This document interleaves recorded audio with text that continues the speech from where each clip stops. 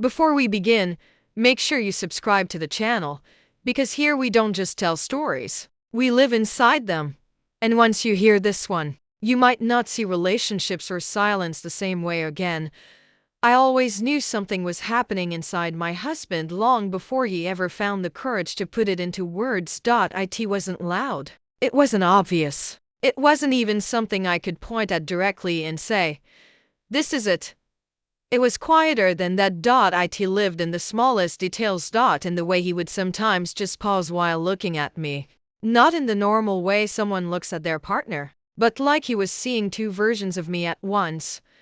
One that existed in the present, and one that existed in his imagination. And the strange part, I could feel it. Even when he said nothing. It was there in the silence between us when the room was calm. It was there in the way his attention would soften, not distracted, but deeply focused, like he was thinking about something he wasn't ready to share.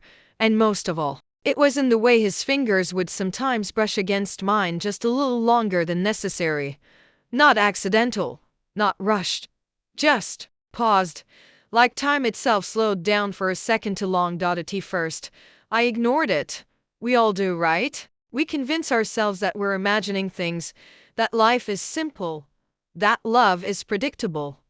But deep down, I knew something inside him was changing, and I just didn't know what it was yet. Then one evening, everything shifted. We were sitting together after dinner. The kind of evening where nothing special is supposed to happen. No arguments, no celebrations, just normal life. But sometimes, it's in those ordinary moments that life decides to reveal something extraordinary. He looked at me differently that night, not suddenly, not dramatically, but steadily, like he had made a decision in his mind long before speaking. And then he finally said it softly, carefully, like he was testing whether the words even belonged in the air between us. "I want you to be completely taken care of," he said. I smiled at first, because it sounded simple, comforting even. But then he added something that changed everything. Not in the way things are now, but in a way where you don't have to hold everything together all the time. That sentence stayed with me, because that's when I realized he wasn't talking about something physical. He was talking about something deeper, something emotional, something invisible, something I hadn't even admitted to myself yet. He continued, slowly explaining what had been living in his thoughts for months. A guided space, a calm environment, a moment where I wouldn't have to perform strength, where I wouldn't have to manage, organize, fix, or carry anything, just exist fully, without pressure, without expectation, and most importantly, without pretending. At first, I didn't know how to respond, because the idea wasn't strange, but it wasn't familiar either. It was like hearing a door you never noticed suddenly open inside your own life, and behind that door was a version of myself I hadn't met in a long time. The version that wasn't tired, the version that wasn't always thinking ahead, the version that wasn't silently holding everything together. That night, I didn't say yes, and I didn't say no. I just stayed quiet, because some decisions don't happen in words, they happen in understanding. And I needed time to understand what he was truly offering me. Over the next few days, his words followed me everywhere. Not in a heavy way, but in a reflective way. "I want you to let go." That sentence echoed in my mind while I cooked, while I worked, while I lay awake at night, and slowly, I started noticing something uncomfortable. He was right. I rarely let myself relax. Not truly. Even when I was resting, my mind was working. Even when I was smiling, my thoughts were running. Even when everything looked fine from the outside, inside, I was always managing something. And maybe, just maybe, he had seen that before I did. One evening, I finally spoke. "If we're going to do this," I said carefully, "it has to feel safe. It has to feel right. It has to feel like I'm not losing control of myself, but finally returning to it." He nodded immediately. No hesitation. No pressure. only calm understanding. It will be, he said. I promise. And somehow, I believed him. The day everything happened felt different from the moment it began.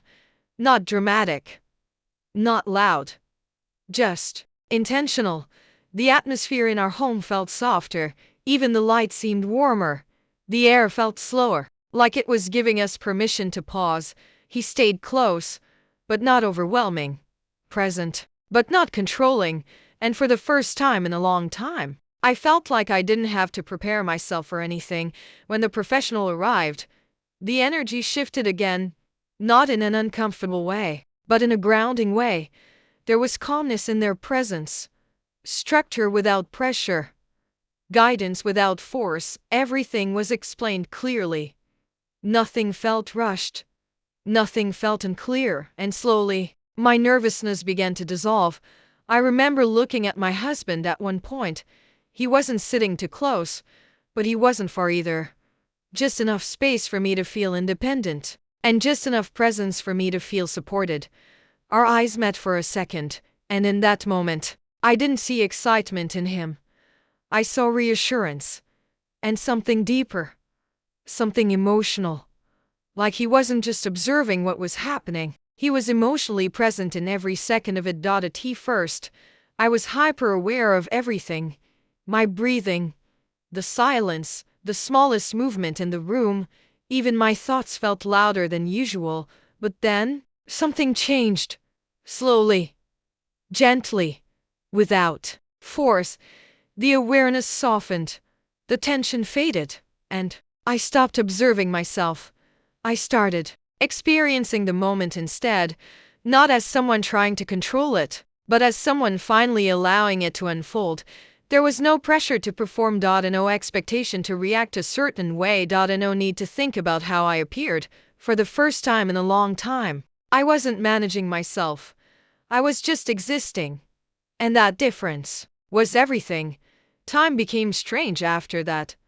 Not in a confusing way, but in a flowing way. Like minutes stopped being measured and started being felt. The room felt quieter. Not empty, but peaceful. And somewhere in that silence, I felt something I hadn't felt in years. Not excitement, not happiness, but something deeper, something steadier. Peace, real peace, the kind that doesn't ask anything from you. And through all of it, I could still feel him, watching, but not in a possessive way, in a witnessing way, like he wasn't trying to hold on to me. He was watching me become myself again, and in his eyes, I wasn't someone different. I was someone he had always known existed underneath everything. When it ended, silence returned, but it wasn't the same silence anymore. It felt full, not empty. Like something had settled instead of disappeared. I stayed still for a moment, just breathing, letting everything integrate inside me. And then I felt him move closer, slowly, carefully, like he didn't want to disturb what had just changed inside me. His hand found mine, warm, familiar, real, and in that simple touch, everything felt grounded again. You looked free, he said, quietly, and I didn't answer immediately, because I was still feeling it, still processing it, still understanding what had shifted inside me. But when I finally leaned into him, resting my head lightly against his, I understood what he meant. He wasn't talking about the moment. He was talking about me. Later that night, when everything was quiet again, he held me differently. Not tighter, not looser, just closer, like something between us had been redefined. Not changed, but revealed, because what we had experienced wasn't about distance. It wasn't about control. It wasn't about anything external. It was about something internal, finally being seen, and in that realization, I understood something important. What he had wanted all along wasn't to change me. It wasn't to remove me from myself. It was to help me return to myself. And in doing that, he didn't create distance between us.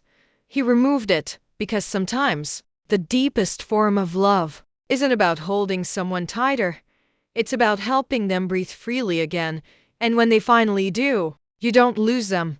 You meet them again for the first time.